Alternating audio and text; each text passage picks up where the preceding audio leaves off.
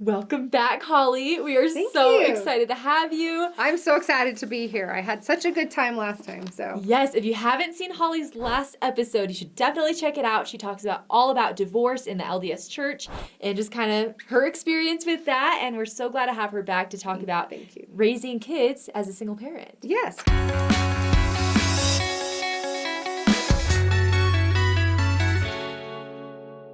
This is kind of like part 2. Yeah, it totally is. It goes hand in hand. Of the divorce episode, right? Yeah. Because commonly, most often, there's going to have kids involved in a divorce. And so, unfortunately, that's something that you also have to pay attention to and you have to worry about. So, anyway, it's been tricky.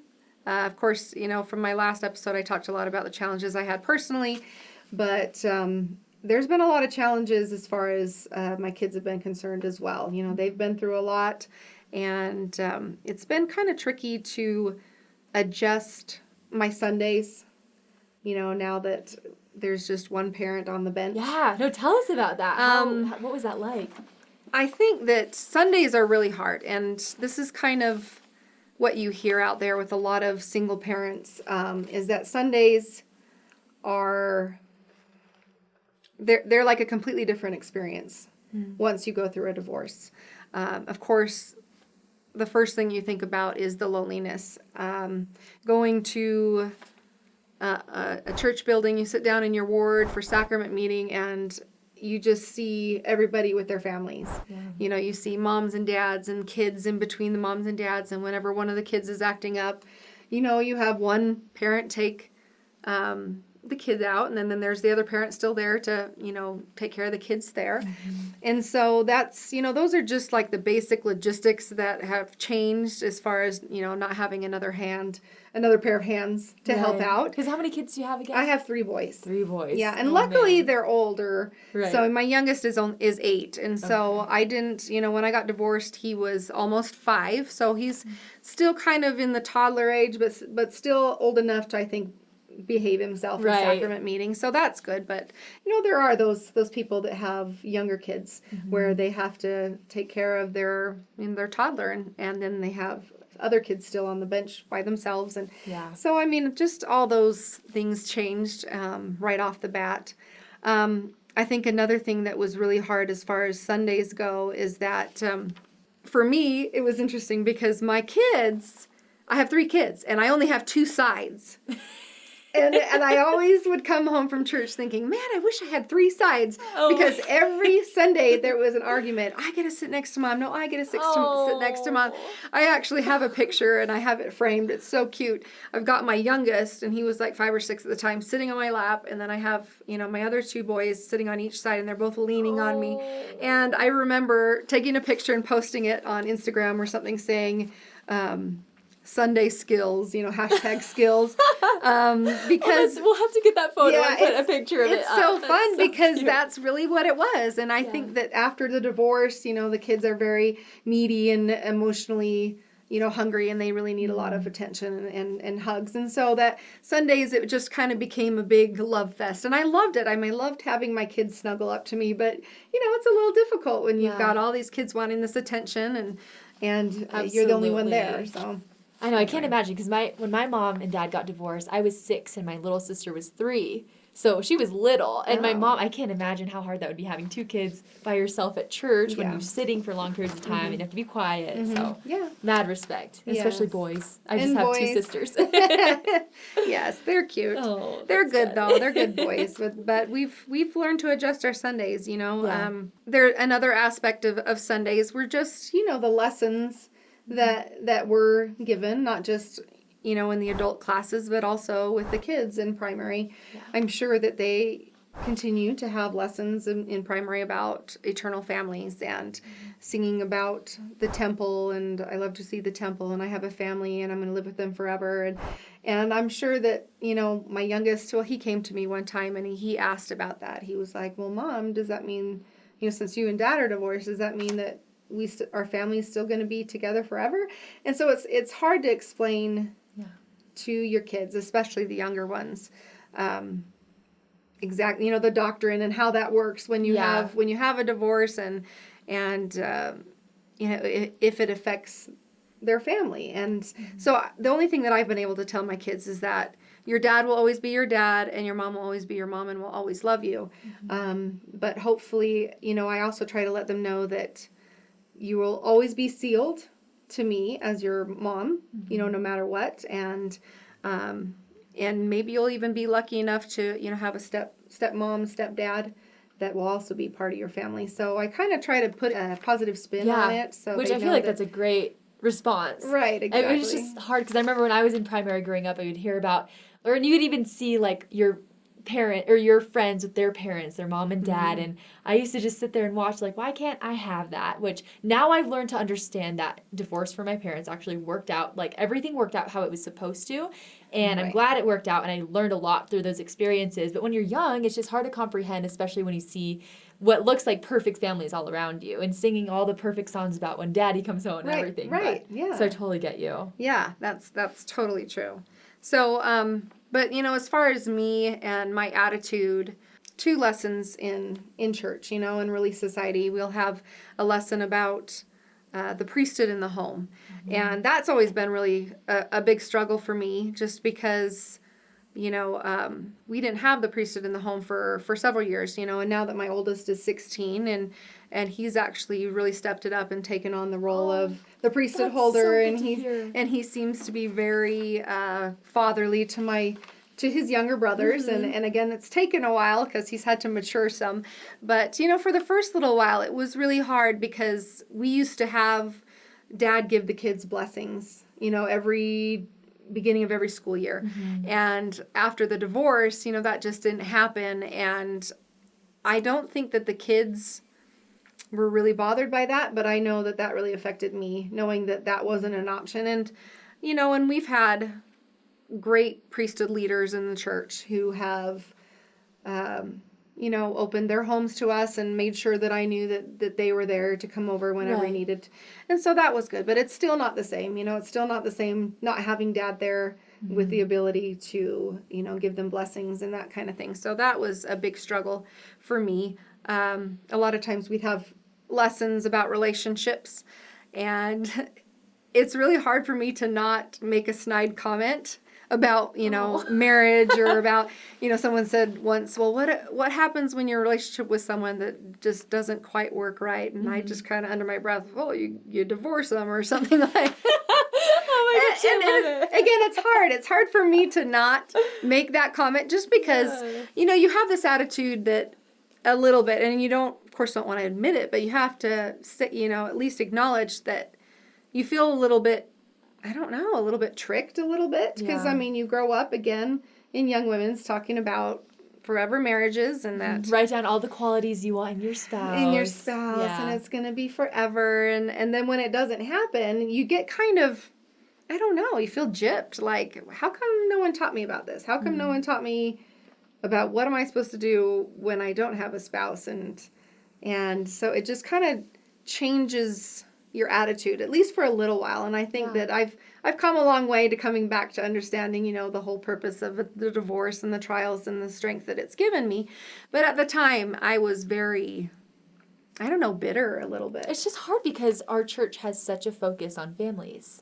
And obviously we're going to talk about that in our curriculums and Relief Society lessons, but it's a hard situation to be in. It is. And I think it's a good thing because they're starting, I think the church curriculum in general is starting to focus a little bit more on, I guess, families that aren't so traditional, more of the... Which I'm so glad to see. Exactly. It's wonderful. Because I relate to that so much more. It's wonderful. And so I appreciate it, especially being in the mental health field. I really enjoy how, some conference talks are about mental health and they're focusing on people who either haven't been married, so singles who've never been married, or people who have been married but divorced.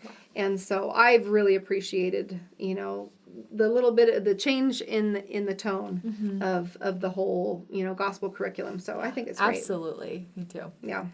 So divorce is obviously a really big change. How do you think your priorities with raising your family have changed?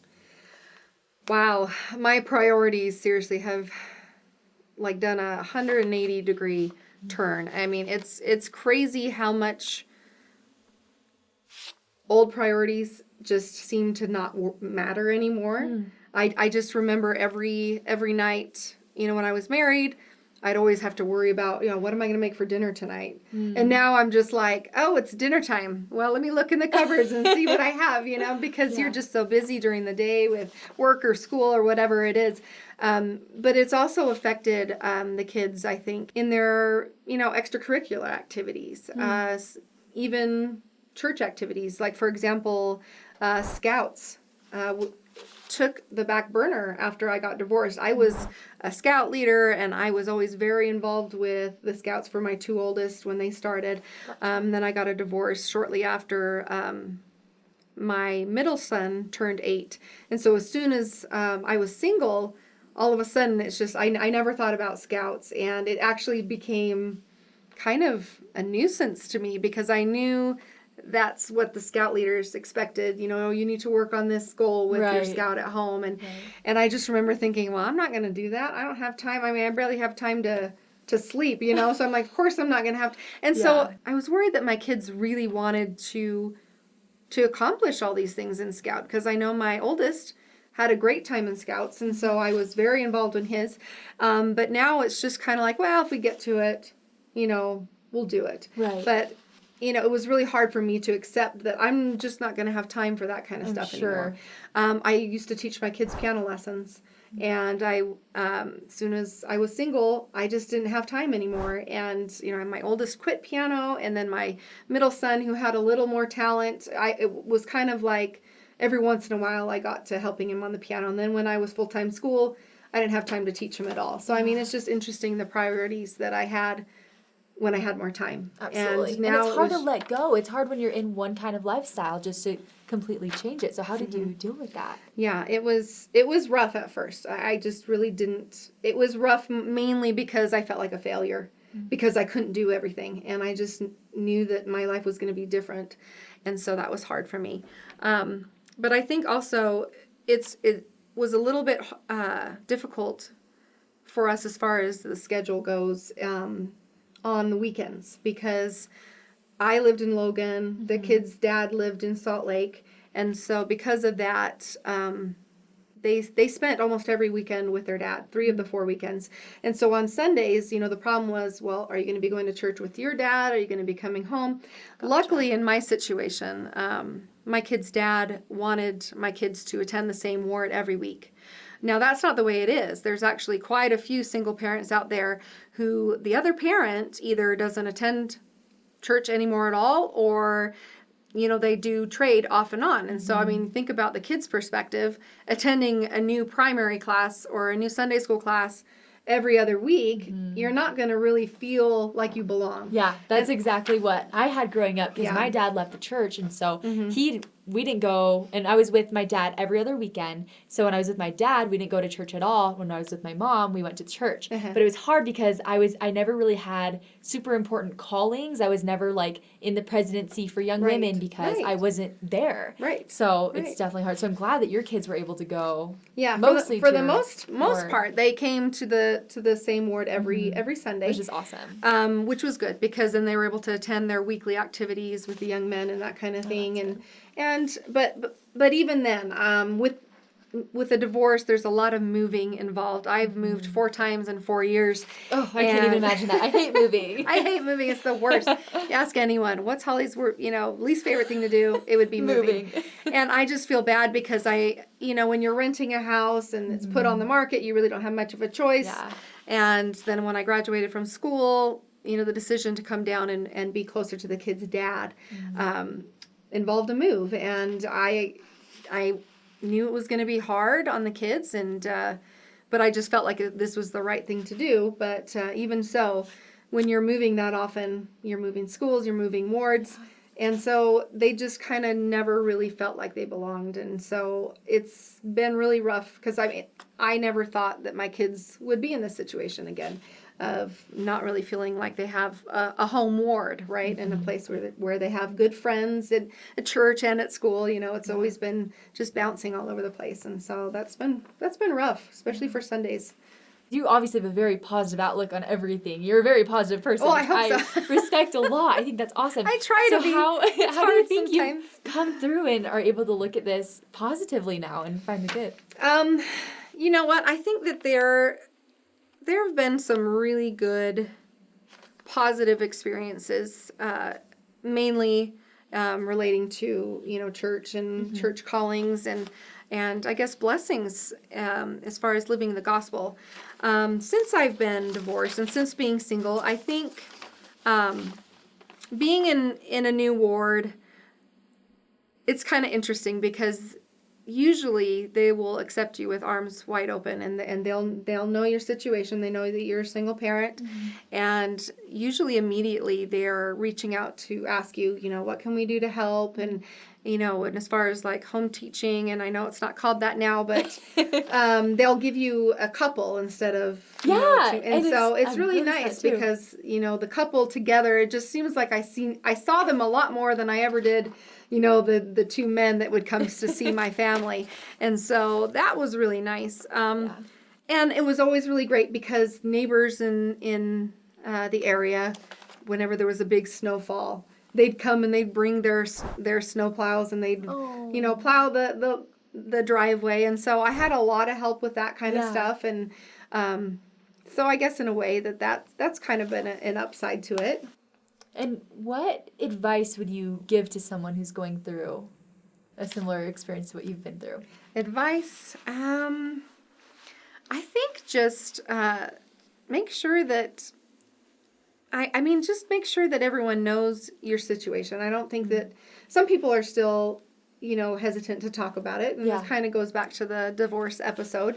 It's always been kind of taboo to talk about why you're divorced, but moving so much has kind of given me the ability to really get out of my comfort zone and get to know new people because I'm constantly getting to know new people because I'm constantly moving. Yeah. And so it's actually interesting because I was talking to a member in my Relief Society presidency, and she was saying how it was amazing because the two new families that had moved in that just she felt like were really involved and kind of just out there were the two single parent families. And I was like, well, I think it's a skill that we kind of learn to kind of use because we have to be able to get out there and put ourselves out there and don't feel bad if you can't do everything, because I think there's a lot of expectations that you put on yourself mostly, but you can't do everything. And I think when you realize that and you let other people know, well, no, my kids aren't here this week, they're with their dad, or